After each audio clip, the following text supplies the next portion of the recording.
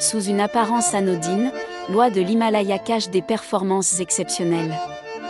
Cette oie à tête barrée est l'un des oiseaux capables de voler le plus haut au monde, franchissant l'Himalaya à des altitudes où l'oxygène est extrêmement rare.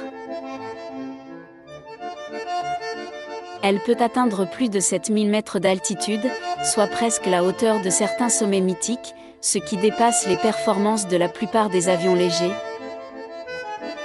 Son sang, lui, est particulièrement efficace pour capter l'oxygène, grâce à une hémoglobine adaptée aux conditions extrêmes. Ses poumons et son système respiratoire sont optimisés pour extraire un maximum d'oxygène à chaque respiration, bien plus efficacement que chez la plupart des autres oiseaux. Contrairement à ce qu'on pourrait penser, elle ne plane pas sur les courants ascendants en altitude, elle bat activement des ailes dans un air très pauvre en oxygène. Son cœur est proportionnellement plus gros que celui de nombreuses autres espèces, ce qui lui permet de soutenir un effort intense en altitude. Elle migre sur des milliers de kilomètres entre l'Asie centrale et le sous-continent indien chaque année. Certaines populations traversent directement les montagnes au lieu de les contourner, ce qui raccourcit le trajet mais augmente considérablement la difficulté. Elle peut ajuster son altitude de vol en fonction des conditions météorologiques, profitant des vents favorables quand c'est possible. Ses muscles sont spécialement adaptés pour fonctionner efficacement avec peu d'oxygène, ce qui est rare chez les animaux vertébrés. Elle dort très peu pendant les phases de migration, alternant repos et vigilance en plein vol.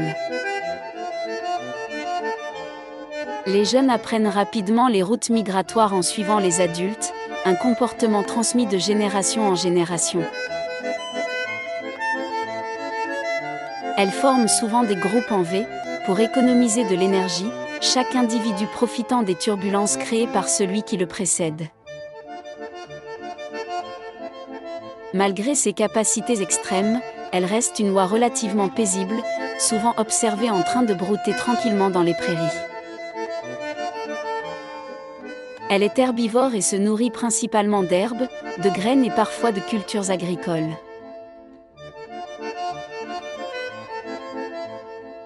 Elle peut vivre à des altitudes très variées, des plaines jusqu'aux plateaux élevés d'Asie. Sa reproduction a lieu généralement près de l'eau, où elle construit son nid dans des zones relativement isolées. Les deux parents participent à la protection des petits, qui sont capables de marcher et de se nourrir peu après l'éclosion. Elle est connue pour sa résistance au froid, pouvant survivre dans des environnements très rudes.